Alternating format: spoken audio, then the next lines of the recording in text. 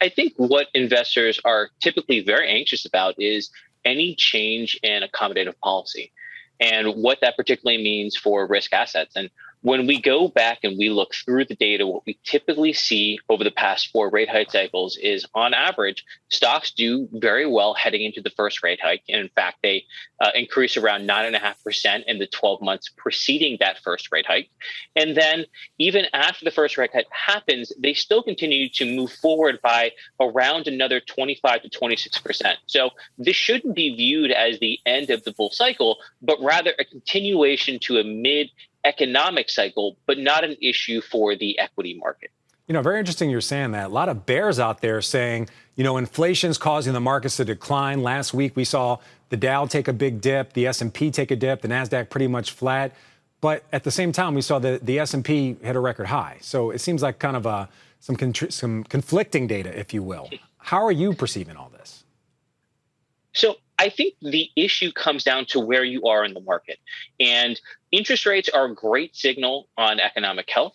And so when the 10-year is moving up, we want to be pro-cyclically oriented. We want to move into value assets. And in that case, think the Dow Jones Industrial.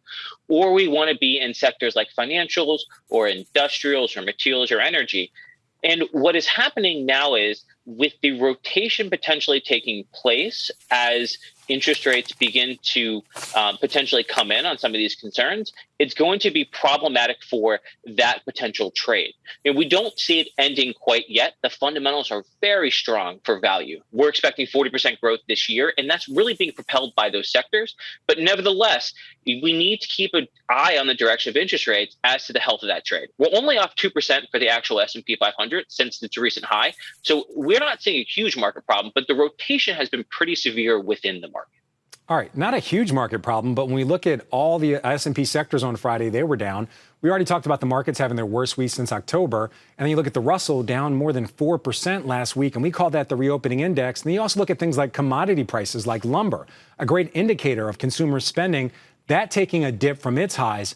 Hard not to think that inflation is hurting the markets, and the idea of a rate hike coming up would hurt it more. So I know what you're saying the data says, but what's your argument to investors this week? What are you saying to them?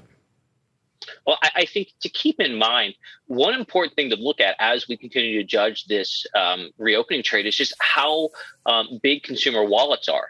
And when you look at the personal income savings rate that has taken place, we see wallets as high as they've been over time. And, yes, people have put that towards good use, such as paying down debt. But nevertheless, that clears up future spending power. So as consumers continue to venture back out, we're going to see more and more wallets open. It's going to be pointed towards services, towards entertainment, things that they haven't consumed during the crisis. And that's really going to drive the reopening trade. It's not to say that, going back to the issue on inflation, that the Russell 2000 or value may begin to be a little bit softer as we rotate into the middle innings of an economic cycle. But nevertheless, we don't view it as a problem for the market.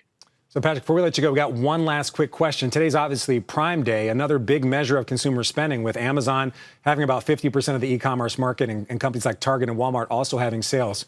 Do you expect sales to top last year or to decline from last year? In all honesty, it's not an area that I focus on, but I do know consumers are ready to spend. And whether it's coming through internet and online retailers or whether that's coming in person, the opportunity is definitely there across the board. Shepard Smith here. Thanks for watching CNBC on YouTube.